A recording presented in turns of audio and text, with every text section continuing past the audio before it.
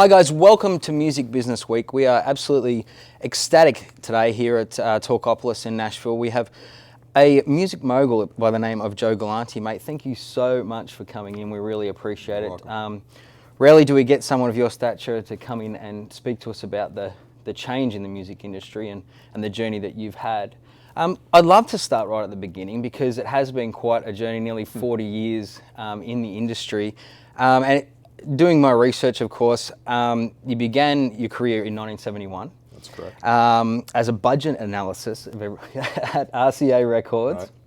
Right. In 74, you made the temporary move to Nashville, which became permanent. And in 1982, you were named the head of RCA in Nashville, becoming the youngest man ever to lead a major label in Nashville.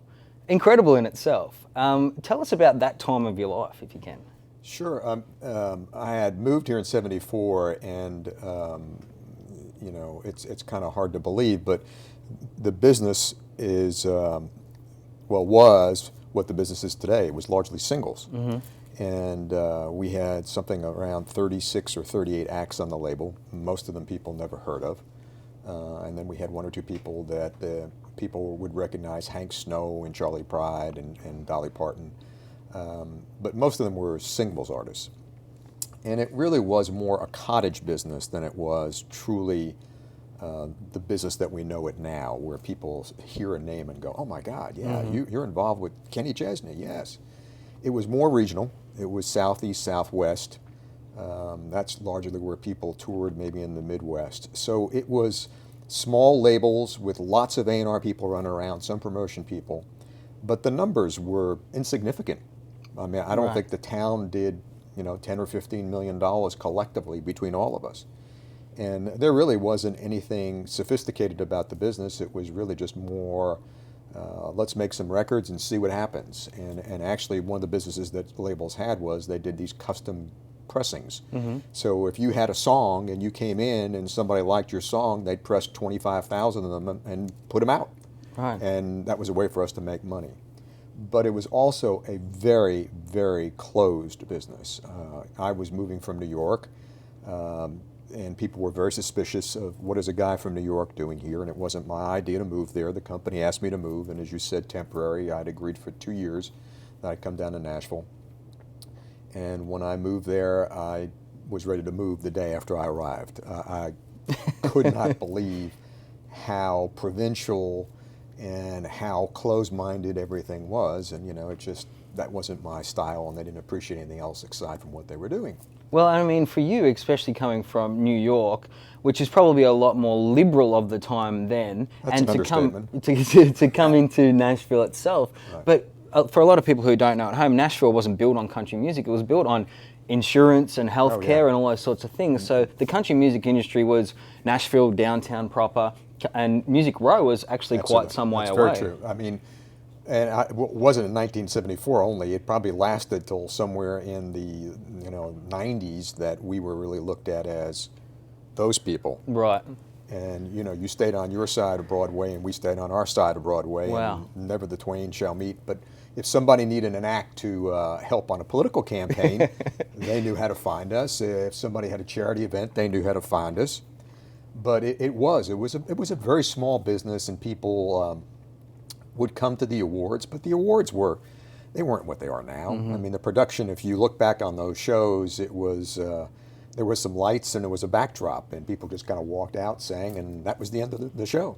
I mean, we're going to get into that a little bit later, because I'd love to talk about the change and the progression that you've seen, and one of the few that's stayed the distance and seen that, and voluntarily left, by the way, which is a massive difference. Often some people are made to go away.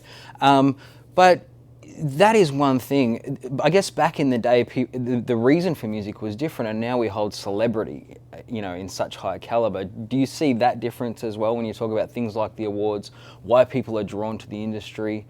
Yeah, I mean, we were for, oh God, I moved in '74, and it wasn't until the late '80s, early '90s that we came out of being a regional format. For the longest period of time, we really were. It was about pickup trucks and being in small towns, and it's still some of the same themes, but it's gotten definitely more inclusive in terms of the sound and in the lyrics. But to a large degree, you know, when we worked records, we did a triangle almost. If you went up to Minneapolis and Chicago and then kind of took a pyramid and came down through Florida and Texas and Arizona, that was it. You know, East Coast, West Coast, not so much. Really? You know, we would go there every once in a while, but it wasn't a big deal. You really didn't play those cities in any way. You played clubs. When I was working with Waylon and Dolly, they would play, you know, bars and, you know, Max's Kansas City and places like that. But it wasn't really, that's why when Buck Owens went in and did Carnegie Hall, it was such a big deal. People had not really gotten out of, you know, these small provincial areas to a large degree. And it was a regional format. And the numbers didn't justify us really being mainstream. I mean, we had and continue to have, I think, the largest group of radio stations playing country music. Some 2,000 radio stations, and that's changed from maybe 1,500 back then to 2,200 now. But it was always large. And you could always go into a city and find a country radio station in those marketplaces. And that's one of the changes that helped the format, is when stations moved out of the South and Southwest to the East and West Coast, it certainly helped spread the word. Well, I mean, I grew up on old country music and even spoken word country music from way back in the day. And I think my father drove trucks back in Australia, and we had some influence by American country music, not a great deal.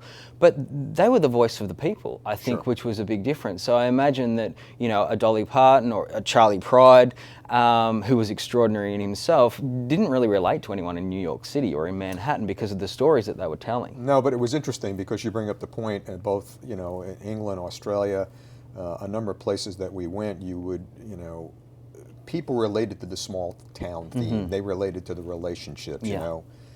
And that's what people like Loretta and, you know, Dolly were writing about, and, you know, the Merle Haggard, you know, Chris Christopherson. They were themes. And it's interesting, when I listen to Sirius, you know, sometimes I'll go back and listen to a 50s, you know, and all of a sudden it's the pop station that I'm listening to. I'm not listening to the country station. Yeah. And, you know, Skeeter Davis shows up as a crossover, it was at that point, or Ferlin Husky shows up. And that's what would happen, is those songs would then become popular. Sure. And they would cross over to other formats. And I know, having been around the world and listening to what people consider country music, it always relates to small towns and everyday life. It's nothing grand, and it's nothing rhythmic. No. I mean, you know, country wasn't known for dance until we got into the last few years. But as you grew up and as your dad grew up, you know, they listened to Charlie Pride, you know, and he was talking about the things that affected his life growing up. Yeah. Exactly right, and I think that you make a valid point. I know there's a lot of people, generational differences, but people who have found country music who will say, you know, Taylor Swift changed it, and then you'll hear someone say, no, Shania changed it. But I remember Kenny Rogers, Dolly Parton changing it, because they were very pop and very, you know, slick and commercial and all those different things, and perhaps there was people before them. But well, the difference is, you know, Dolly Parton wrote about Jolene, You're Not Going to Take My Man. And, you know, Taylor tweets about it and then writes a song. You know, so there's a difference. I mean, but it's the same themes, their relationships and where you grew up and how tough it is to work. Except that country, and this is something I think has changed in the last several years. The last time we really had a political statement was when we were coming through after 2011, 9/11. Country had a moment where it talked about America, and, you know, Alan Jackson, Where Were You When the World Stopped Turning, as people before him like Merle Haggard had done, you know, or Buck Owens, where they had spoken about the politics of the country, outspoken to a large degree. And Toby Keith's another one who... But all that happened in that period of time. We've now morphed into, you know, let's party. And yet here we are in the middle of a Syrian crisis, and, you know, everything else that's going on with budget problems and the future of our country. And that's something I'm surprised that we, as a format, as we just talked about, we always represented the problems and the issues facing our people. And now we just tend to look at it as, let's party. Yeah. And we're going to party. And, you know, it ain't 1999 anymore, but we're going to party. So we've kind of walked away from something I think is part of our heritage. Well, I mean, I'm glad to hear you say that, because there's an element as a songwriter that I feel is exactly the same. But I think there is definitely a time now where everyone's kind of trying to cross over. It is a very commercial market. There are a lot of aspects of being able to make money in different regions and all those different things. Right. But lately I've heard the resurgence of the songwriter.